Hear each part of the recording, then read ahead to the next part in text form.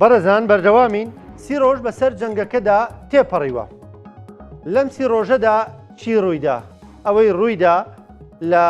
با بڵین چوارچێوەی پێشبینیەکاندا بوو، پێشبینی کراو بوو، ئەوەی کە ڕوویدا بەپێی تەوەقوعاتی ئەمریکا و ئیسرائیل بوو، بەپێی تەوەقوعاتی ئێران بوو، بەپێی تەوەقوعاتی شارەزایەن و چاودێرانی سیاسی بوو. گفتوگۆی ئەم بابەتە دەکەین. جەنگەکە بەکوێ دەگات؟ خوێنەوە چییە بۆ جەنگەکە؟ ئایندەیەم جەنگە بەکوێ دەگات؟ گفتوگوێن پرس و باس بابەتاکەین لەگەڵ زۆر بەڕێز دکتۆر ئەمیر حوسێن نووسەر و ڕووناکبیر ڕاستەوخۆ لەگەڵمانە لە ڕانیەوە. دکتۆر سڵاوت لێ بێم کاتت باش، سپاس بۆ بەشداریکردن لەگەڵمان. دکتۆر پێم خۆشە بزانم خوێندنەوەی تۆ چییە بۆ ئەم جەنگە؟ سڵاو لە تۆ کاک ڕانکۆ، سڵاو لە بینەرەکانت، سڵاو لەو بینەرانەی کە ئەم شەوێکی قورسیان بەڕێ کرد، بە تایبەتی دوای ئەم هەموو هێرش و پەلاماردانەی کە کرا سەر هەرێمی کوردستان و ناوچە جیاجیەکان. بۆیە سەرەتا من تەمەنا دەکەم و هیواخوازم کە کوردستان و ناوچەکەمان لەم شەڕ و ئاشوبە پارێزراو بێ. بێگومان ئەم شەڕە ئەگەرچی پێشتر چاوەڕوانکراو بوو، یعنی بە درێژایی ئەو مێژووی کە کۆماری ئیسلامی لە ساڵی 79 لەسەر حکومە تا ئەمڕۆ کە هەمیشە دروشمی مەرگ بەر ئەمریکا و مەرگ بەر ئیسرائیلی بەرز کردوتەوە، لە هەموو لەحزەیەکدا لە هەر کەساتێکدا ئەم شەڕە ئەگەرێکی کراوە بوو. بە تایبەتی دوای هاتنی ترامپ، دوای هاتنەوەی ترامپ لە جاری دومی بۆ سەرکردایەتی ئەمریکا کە سیاسەتی تا ئەو پەڕی فشاری پەیڕەو کرد، تا ئەو پەڕی فشار بۆ معنایی کە هەموو ئەوەکان بەکاردێنێ، هەموو ئەگرەکان بەکاردێنێ، هەموو ئەگەرەکان بەکراوەی دێڵێتەوە بۆ ئەوی بتوانێت زۆرترین فشار بخاتە سەر ئێران، بۆ ئەوی بتوانێت لە سێ بواردا بەڕاستی ئێران دابماڵە. یەکەمیان لە بواری ئەو چەکی ئەتۆمی کە کێشەیەکی زۆری لەسەرەوە بە درێژایی زیاتر لە 10 ساڵە لەگەڵ وڵاتانی ڕۆژئاوا تەنانەت ئیتفاقەکەی ساڵی 2015 لەگەڵ ئەمریکا لە سەردەمی پێش هاتنی ترامپ بۆ دواتر هاتنی ترامپ هەڵوەشاندنەوەی ئەم ئیتفاقی هەموو کە ئەمە بەڕاستی مەسلەی چەکی ئەتۆمی مەسلەیەکی زۆر گرنگ و حساسە و پابندبوونی ئێران یاخود پابند نەبوونی ئێران بە هەموو ئەو ڕێکەوتنانی کە پێشتر کراون، ئەمە جۆرێک لە پرسیار و علامەتی سفامی دەخستە سەر ئەوەی کە ئەم پرۆژەیە بەرەو کوێ دەڕوا. و خاڵی دووهەمیان بوونی هێزێکی زۆری چەکی بالستی و ساروخی و ڕۆکێتی ئێران کە تا ڕەدەیەکی زۆر هەژبوونی بەسەر ناوچەکە و ڕۆژهەڵاتی ناوەڕاستدا کردبوو. و خاڵێکی تر کە خاڵێکی زۆر گرنگە ئەو هەموو باڵ و هێز و ئەوانەی کە ئێران پشتیوانی دەکردن لە ناوچەکە، هەر لە یەمەنەوە بگرە تا لوبناان و تا غەزە و تا عێراق و تا زۆر ناوچەی تریش. بۆیە ئەم شەڕە بە جۆرێک لە جۆرەکان هەمیشە لە چرکەساتی تەقینەوەدا بوو، هەمیشە لە چاوەڕوانی ئەوەدا بووە لە لەحزەیەکدا بتەقێتەوە. دوای هاتنەوەی ترامپ و پێڕەوکردنی سیاسەتی تا ئەو پەڕی فشار و ئەو کۆبوونەوانەی کە لە نێوانی ئەمریکا و ئێران بە تایبەتیش دوای 7 ئۆکتۆبەر ناوچەکە بەرەو قۆناغێکی نوێ ڕۆی. دەتوانین بڵێن 7 ئۆکتۆبەر جارێکیکە نەخشەی سیاسی و نەخشەی جوغرافیەی ناوچەکەی خستەوە بەردەمی وڵاتە زیلیێزەکان بۆ ئەوی پێداچوونەوەی پێدا بکرێ و ڕێخستنەوەی تێدا بکرێ و هەوڵ بدرێ ئەو هێزانەی وەکو هێزێکی گەورەی ئیقلیمی لە ناوچەکە بە تایبەتی ئێران هەوڵ بدرێ بە جۆرێک لە جۆرەکان تەحجیم بکرێ بۆ ئەوەی بتوانن ئەم نەخشەیە جێبەجێ بکەن. بۆیە ئەم شەڕە لە سەرەتادا ئەگەرچی زۆرترینی ئەگەرەکان زۆرترینی احتیمالەکان ئەوە بوون کە بتواندرێت لە ماوەیەکی قیاسی بە تایبەتی لە لای بەشێکی زۆر لە توێژەران بەشێکی زۆر لە خوبەرای ئەمریکی کە پێیان وابوو لە ماوەیەکی قیاسیدا دەتوانن شەڕەکە کۆتایی پێبێن بە قازانجی خۆیان و شەڕێکی درێژخایەن نەبێت و تەنانەت ناویشان لێنە ناوە جەنگ، بەڵکو ناوێن لێ ناوە زیاتر عملیەکی عسکەری وەکو خۆی کە پوتین ئۆپەراسیۆنێکی سەربازی وەکو کاتی خۆی کە پوتین و رووسیا لە ئۆکرانیا ویسیان جێبەجێ بکەن بە ناوی عملیەکی عسکەری یاخود ئۆپەراسیۆنێکی سەربازی کە ئێستا نزیکەی بەرەو لە 4 ساڵ تێپەڕی ئەم ئۆپەراسیۆنە بوو بە جەنگێکی درێژخایەن و تەنانەت بەشی زۆری وڵاتانی ناوچەکەش بە زۆرێک لە زۆرەکان کەوتنە ناو شەڕەوە. ئەمەی ئێرانیش ببورە ئەمەی ئێرانیش بەڵێ ببورانی دکتۆر ئاماژەت بە شتێک کرد ینی ئەوەی کە ناوچەکە گۆڕانکاری بە سەردادێکەوەتە ئەمە استراتیژە لای بڕیار لێدەرانی و دەشزانین ئەمریکا و ئیسرائیل لە پشتیەوەن کە ناوچەکە دەبێ بگۆڕێ کەواتە هەر ئاگر بەستێکی کاتیە گەر بێتە پێش هەر گۆڕانکاریەکی کاتیە گەڕ ڕوو بدا ئەگەر جەنگەکە بۆ نمونە کەمێک درێژتر بێتەوە لەو ماوەی کە بۆی دانراوە استراتیژەکە ئەوەیە دەبێ ئەم نیزامە بگۆڕێ خۆی لەگەڵ سیستەمەکەدا بگونجێنێ. بەدڵنیایی لە دوای حوتی ئۆکتۆبەر ئەگەر تۆزانی بگەڕێنەوە دواوە لە دوای حوتی ئۆکتۆبەر ئیسرائیل و بە تایبەتی نەتەنیاهۆ تەنانەت لە خودی نەتەوە یەگرتوەکان ئەمەی بەڕاشکایی وت کە ئێمە دەمانەوێت نەخشەی سیاسی ناوچەکە دابڕژینەوە. داڕشتنەوەی نەخشەی سیاسی ناوچەکە بۆ واتایە کە هیچ مەترسیەک لەسەر ئیسرائیل وەکو تاکە حەلیفی استراتیجی ئەمریکا لە ناوچەکە نەمێنێ و ئیسرائیل لەم مەسلەیە سوودی زۆر لە هاتنەوە سەرکاری ترامپ وەرگرتووە لەبەرەوەی ترامپ خۆی وەکو کتم جیالەوەی سیاسەتی تا ئەو پەڕیفشاریەیە. ترامپ خۆی کاراکتەرێکە لە ڕووی جێبەجێکردنی بڕیار و ئیدارەدانی سراعات و ئاراسەکردنی کێشەکاندا جۆرێک لە فەردانیەتی پێوەیە جۆرێک لە کەمتر گەڕانەوەی بۆ ئەسەسات و بۆ بڕیاری سیاسی بە کۆمەڵ و بۆ تەنانەت ئەگەر دیقەت دەین کاگرانکۆ خودی کابینەکەی لە گروپێکی ئۆلیگارشی تایبەت پێکێناوە کە بەشی زۆریان لە چوارچێوەی بڕیاری ترامپ دوور ناکەونەوە بە جۆرێک زۆرەکان تا ئێستا سیاسێک لە کابینەکەی ترامپ نەهاتوە ڕخنەیەک لە بڕیارێک لە ڕاستپاردەیەک لە گوتارێک لە هەڵسوکەوتێک لە ئەوەیەکی ترامپ بگرێت ئەمە بەو معنای ترامپ خۆی جیالەوەی کە کۆنتترۆلی ناوخۆی حیزبەکەی کردەوەکو سەرکردەیەکی باماری کۆنتترۆلی خودی هێزەکانی تریشی کردۆ لە ناو دکتۆرم ئەم تێبینی بەڕێزێکی زۆریان دکتۆر ببوورە یان ئەم تێبینەی بەڕێزت ببوورە کە ڕاتەگرم جارزانانی ئەو قسانی تۆ بۆ من دەبێتە پرسیار ئێمە هەمیشە بیستمان ئەمریکا استراتیژی هەیە ئەمریکا استراتیژ دادەڕێژێ موسەساتی زۆر گەورەی هەیە ئەوان بڕیار دەدەن سەرۆکەکان چی بکەن یا چی نەکەن بەڵام ئێستا دەبینین وەکو بەڕێزت ئاماژەت پێکرد دۆناڵد ترەمپ بڕیار دەدا چی بکە چی نەکە و دۆناڵد ترەمپ ئەمریکایەکی دروست کردووە ئەمریکایەکە کە ئێمە پێشتر بە استراتیژ بە بڕیار بە ناوەندەکانی بڕیار بەڵام ئێستا ترامپ دەڵێ بکە ترامپ دەڵێ ناکەم نا ینی ترامپە چی دەکا و چی ناکە ترامپ دیاردەیەکی زۆر نوێیە زۆر تازەیە لە سەر ئاستی چۆن دەڵێ گوتاری سیاسی لەسەر ئاستی دنیای سیاستکردن بەڕاستی یعنی کاراکتەرێکە کە ئەوەندەی سیاست لەسەر سوسیال میدیا و لە ڕێگەی کۆمنت و لە ڕێگەی بڵاوکراوە و لە ڕێگەی پۆستەوە دەکا ئەوەندە سیاست لە ژووری داخرا و لە کۆبوونەوەی معقد و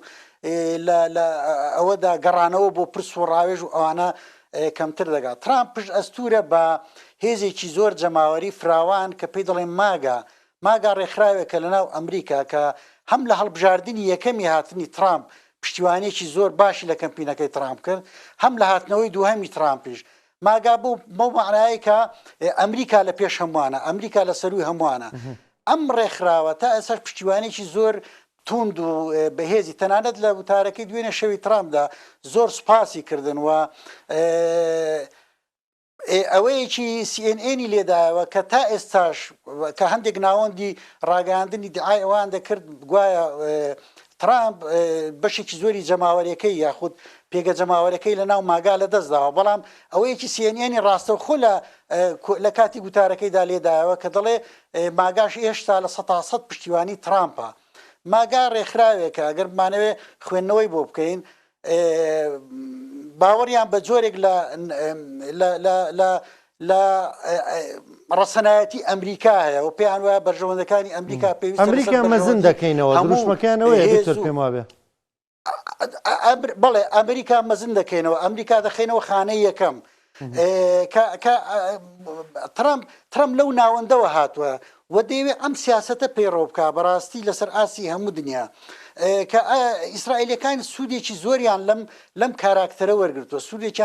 سوودێکی زۆریان لە بڕیارە خێرا و بڕیارە مفاجئەکانی ترامپ وەرگرتووە و علاقەیەکی زۆر تند و پتەویان لەگەڵ ماگا و لەگەڵ ئەمریکادا هەیە. لەبەرەوەی ئیسرائیل بۆ ئەمریکەکانی لە ناوچەکە تاکە هێزە کە لە ڕووی استراتیژیەوە دەتوانن پشتی پێ بەسن، تاکە هێزە لە ڕووی استراتیەوە دەتوانن لە ناوچەکە بەرژەوەندەکانیان بپارێزێت. بۆیە بە پشتبەستن بە ترامپ وەکو کەسایەتێکی سیاسی و کە ڕۆڵێکی گرنگ دەبینێت ئەمڕۆ لە دیاریکردنی استراتیژی ئەمریکا لە ناوچەکە، ئیسرائیلەکان دەهانەوە پرۆژەی ڕۆژهەڵاتی ناوەڕاستی ڕۆژهەڵاتی ناوەڕاست لە دوای 7 ئۆکتۆبرەوە بە شێوەیەکی نوێ دابڕێژنەوە، بە شێوەیە کە باز لە ڕێکەوتنی ئیبراهیمی دەکەن، باز لە تەنانەت خودی ترامپ لە دوێنە شەو لە وتارەکەیدا زۆر تاکیدی لەسەرەوە کرد کە پێی باشە زۆرینەی دەوڵەتەکان بێنە ناو ڕێکەوتنامەی ئیبراهیمی و داوای لە وڵاتانە کرد کە تا ئێستا ئیعلانیان نەکردووی ئیعلانی بکەن و بانگەشەی بە زۆرێک لە وڵاتانی تری ئیسلامی کرد کە بێنە ناو ئەم ڕێکەوتنە. تەبەن ئەمە بەو معنای کە ڕۆژهەڵاتی ناوەڕاست چیتر لە بۆ ئەوەی ئەم پرۆژەیە جێبەجێ بکرێت لەلایەن ئیسرائیلەکانەوە پێویستیان بۆیە لەمپەری ئێران تێپەڕێنن، پێویستیان بۆیە ئێران وەکو هێزێکی ئیقلیمی گەورە کە خاوەنی نفوزێکی زۆرە لە ڕێگەی ئیمتیدادێکی تایفی، لە ڕێگەی ئەو هەموو پەل و باڵ و گروپانەی کە لە ناوچەکە بڵاوی پێکردوون هەر لە ئێمەنەوە کووتمان بگرێتە عراق و سووریا و لوبناان و فەڵەستین و ئیتر هەتا هەندێک لە وڵاتانی خلیج و ئەمانە بۆ ئەوەی بتوان ئەمانە تەحجیم بکەن. ئەم شەڕە شەڕێکی چاوەڕوان کراوە بوو، بەڵام ئەوەی چاوەڕوان نەکراوە بوو بۆ پێمابێ بۆ ئەمریکەکانەوە جۆرێک لە مفاجعەی دروست کردووە کاتەکەیەتی. ئەمریکەکان هەموو هەوڵێکیان بۆیە قازانجی گەوران لەوەدا شەڕەکە لە کورتترین ماوەدا کۆتایی پێبێنن، لە کاتێکدا ئێرانیەکان قازانجیان لەوەدا یاخود هەموو هەوڵێکیان بۆیە کە شەڕەکە ماوەیەکی زۆر بخانێ، لەبەرەوەی درێژخانی شەڕەکە دەبێتە هۆی دەربڕینی ناڕزایی و بەرزبوونەوەی دەنجی نیگەرانی و ناڕزایی کە ئەو ێستا دەیبینین تەنانەت ناخۆی خودی ئەمریکاش جۆرێک لە خۆپێشاندان و ناڕزایی دەستی پێکردووە لە بەرامبەر بەرزبوونەوەی نرخی سوتەمەنی و بەرزبوونەوەی وزە ئەو ئەزمە اقتصادی کە داخستنی گەروی هورمز دروستی کردووە و ئێران دەیەوێت بەڕاستی ناوچەکە بکاتە فەوزایەک بەوەی پەلاماری هەموو دەوڵەتەکانی دەوروبەریەدا، هەموو ناوچەکانی دەوروبەریەدا بۆ نمونە کوردستانی خۆمان، بۆ ئەوەی کە چەند حەجمی شەڕەکە گەورەتر بێت، چەند هێزی زیاتر بێتە ناو ئەو شەڕە، چەند ماوەی شەڕەکە درێژ بێتەوە. ئەمە بە جۆرێک لە جۆرەکان لە قازانجی ئێرانە لە کاتێکدا ئەمریکەکان و ئیسرائیلەکان هەموو هەوڵێک دەدەن بۆ ئەوەی لە کورتترین ماوە شەڕەکە کۆتایی پێبێنن. تەنانەت دوا پێشاتیش ئەوەیە کە ئەمریکا ئێستا هەوڵ دەدا هێزێکی زۆری مارێنس بێنێتە ناوچەکە بۆ ئەوەی بتوانن لە ڕێگەی هێزەوە گەروی هورمز بکەنەوە و هەندێک لە تەدەخولاتی زەمینی ئەگەری زۆری هەیە بۆ ناو ئێران بۆی جۆرێک لە بەڵێ ینی دەمێ پرسیار لەسەر وەکو دەزانین دوێنێ شەو بەتابێت زۆر بە چڕی ینی درۆنیان دەنار بۆ سەر هەرێمی کوردستان. کورد وەکو کارکتەرێکی نادەوڵەتی بە بڕوااییەوە ئەبێ چی بکات تا ئێستا جۆرێک لاوسەنگی ینی ڕاگرتووە و دەڵێ ئەمە پەیوەندی بە ئێمەوە نییە ئەم جەنگە لێمەی دوور بخەنەوە، داوا لە کۆمەڵگەی نێودوڵەتێکرێت لێمەی دوور بخەنەوە. کورد دەتوانێت چی بکە و دەتوانێت بەم شێوازە بەردەوام بێ؟ بەڕای من کورد باشترین بژاردەیەک لە بەردەمیدا ئەوەیە پێش هەموو شتێک یەکدەنگ بێ. یعنی زۆر گەرنگە ئێستا لەو چرکە ساتەدا ئێمە هێزە کوردیەکان بەگشتی و لەگەڵیشیدا جەماوەر و دەسەڵات پێکەوە هاودەنگ بن لە ڕوبەڕووبوونەوەی ئەو ئەگەر و مەترسیانەی کە ڕوبەڕووی هەرێمی کوردستان دەبنەوە. ئەگەری زۆر هەیە و چاوەڕوانی زۆریش دەکرێت لە ئایندەدا ڕەنگە پەلاماری زیاتر و ڕەنگە بە شێوازی جۆرا و جۆری زیاتر پەلاماری کوردستان بدرێ و هەوڵ بدرێ بە هەر شێوەیەک بێ کوردستان پلچێش بکرێ بۆ ناو ئەو شەڕا لەبەر ئەوەی کوردستان نقطەی لاوازی ئەو وڵاتانەیە کە دەکەونە دەوروبەری ئێران، یعنی نقطەی زۆفی ئەو وڵاتانەیە کە دەکەونە دەوروبەری ئێران کوردستانە لەبەرەوەی نەهێ مەبەستمەوەی نەهێزێکی سەربازی ئەو تۆ پتە و خاوەن چێکی پێشکەوت و تەکنۆلۆژیای سەربازی هەیە کە بتوانێت پشتیوانی و پشتگیری لە خۆی بکە و نا ئێمە تا ئێستاش لە کێشەیەکی سیاسیدا چ خۆمانۆکو هەرێمی کوردستان حکومتمان حکومەتی کاربڕێکەرە پەرلەمانمان لە کار کەوتووە نزیکەی ساڵ و نیوەک دەچی ئێمە هەڵبژاردنمان کردووە تا ئەسە نەمانتوانیەوە هێزەکان کۆدەنجێک دروست بکەن بۆی ئەو مەرحەلەیە تێپەڕێنن لە پاڵیدا ئێمە لە عراقێکدا دەژین کە عراق خۆی لە قەیرانێکی قوڵ و ئەزمەیەکی بە هەمان شێوە دوای هەڵبژارنەکان تا ئەسا حکومەت تەشکیل نەبووە حکومەتی بەغدا حکومەتی کاربڕێکەرە ئەگەرچی پەرلەمانەکان کارە بەڵام بەڕاستی بەغداش کێشە و مەشاکل و گرفتی زۆریە بۆیە هەرێمی کوردستان لە چاو ئەو دەوڵەتانەی دەکەونە دەوروبەری ئێرانەوە خاڵێکی زۆر لاوازە کە بە ئاسانی دەتوانێت ئێران هێز و قدرەت و توانا و ئیمکانێتی خۆی تێدا پێشانی نارەکانی بدا بۆیە بەلای منەوە بەڕای منیش زۆر گرنگە لەو چرکە ساتەدا هەرێمی کوردستان چ جەماوەر و گەل و کۆمەڵگەکەی و حکوومەت و دەسەڵات و هێزە سیاسیەکانی پێکەوە کۆدەنگ بن لەوەی کە استراتیجێکی هاوباش وە پلانێکی هاوباش وە نەخشەڕێگایەکی هاوبەش دابڕێژن بۆ ئەوی ئێمە بتوانین ئەم قەیرانە تێپەڕێنین و هەموو هەوڵێکمان بۆ ئەوە بێ ئێمە بە هیچ شێوەیەک پەلکێش نەکرێین و کوردستان بتوانین بپارێزین و بپەڕێنینەوە لە ئەم فەوزا و بەریەکەوتن و کێشە و ئەزمانەی کە ئێستا هەیە بۆ ئەوەی تا دەگەینە مەرحەلەیەکی تر ئەگەر دیقەت بی کاک ڕانکۆ ئێمە لە سەرەتای دەستپێکردنی ئەو شەڕەوە هەموو هێزە کوردیەکان بە کۆی گشتی تەنانەت بە ئۆپۆزیسیۆنەکانی ئۆپۆزیسیۆنە کوردیەکانی ئێرانیشەوە تاکید لەسەرەوە دەکەن کە ئێمە بە هیچ شێوەیەک هیچ جۆرە پلانێکمان نییە بۆی لە کوردستانەوە لەگەڵ ئەوەدا کە خودی ترامپ لەسەر هێڵ بوو بۆ ئەوەی کە هێزە کوردیەکان بە تایبەتی پارتی وێچێتی بە تایبەتی بەشێکی تر لە ئۆپۆزیسیۆنەکانی کوردستانی ئێران ببنە هێزێکی فعال بۆی بەشداری بکەن لە پرۆسەکەیدا بەڵام تا ئێستا لە کوردستانەوە پۆلیسێک ئاودی چەکدارێک ئاودی سنوور نەبووە لە کوردستانەوە فیشێک نەتەقیوە لە کوردستانەوە کەسێک هەڕەشە و پەنجەی لە ئێران ڕانەوەشاندوە لە کوردستانەوە تا ئێستا بە هەموو شێوەیەک هەوڵی ئەوە دەدەین بەردەوامیش بانگوازیەوە دەکەین کە ئێمە بەشێک نین لەم قەیرانە بەشێک نین لەم کێشەیە بەشێک نین لەم شەڕە کەچی بەس شەوی ئەم ڕابردوو زیاتر لە 14 تا 20 درۆن و ساڕۆخ و بردومانی زۆرازۆری ناوچە جیاجیەکانی هەرێمی کوردستان کراوە چەند ڕۆژێک لەمە پێش 6 پێشمەرگەی قارەبانی کوردستان شەهید بوون لە بردومانێکی هێزەکانی ئێراندا چەندین جاری تر ینی تقریبا هەموو کوردستان هەموو هەرێمی کوردستان جغرافی هەرێمی کوردستان معارەزە بۆی لە هەر چرکەیەکدا ئەوان بتوان پەلاماری بدەن ئەمە ئەگەر گروپەکانی بەدەر لە یاسابن وەکەوەی حکوومەتی عراقی باسییان دەکا و ناویان دێنێ ئەم گروپانە بەدەرنین لە بڕیاری ئێران ئەگەر کاگرانکۆ لە بیرمان بێ دوای دەست بەکاربوونی کە سید مستەبا لە جێگای خامنەئی یەکەم داخوازی لە گروپە وەلایەکان ئەوە بوو کە چیان پێ دەکرێت لە پێناویدا کۆچیکردن لەو لەحزەیەدا لە ئێران و لە کۆماری ئیسلامی بیکەن کە بێگومانە و گروپانە ڕەنگە تا ئێستا ئەمان پێ بکرێ ئەگەر زیاتریشان پێ بکرێ بەدڵنیایی لە داهاتوودا بەرامبەر هەرێمی کوردستان ئەگەری زۆر هەیە تاقی بکەنەوە و بەردەوامیش بن باشە دکتۆر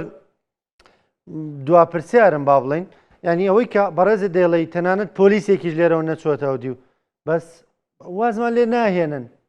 کورد لەم نوقتەدا دەبێت چی بکە ینی ئەوە ئێمە بە هیچ شێوەیەک هیچ هەڵوێستێکی لایەنداریمان نییە بۆ هیچ لایەکیان بەڵام ئەوانن لێمان ناگەڕێن ئەوانن واز ناهێنن ئەمێ دەبێت لەم حاڵەتەدا چی بکەین هەر نونار چاوەڕێ بکەین ئەوانە درۆنمان تێبگرن هەر شەیدمان بکەن هەر لێمان بدەن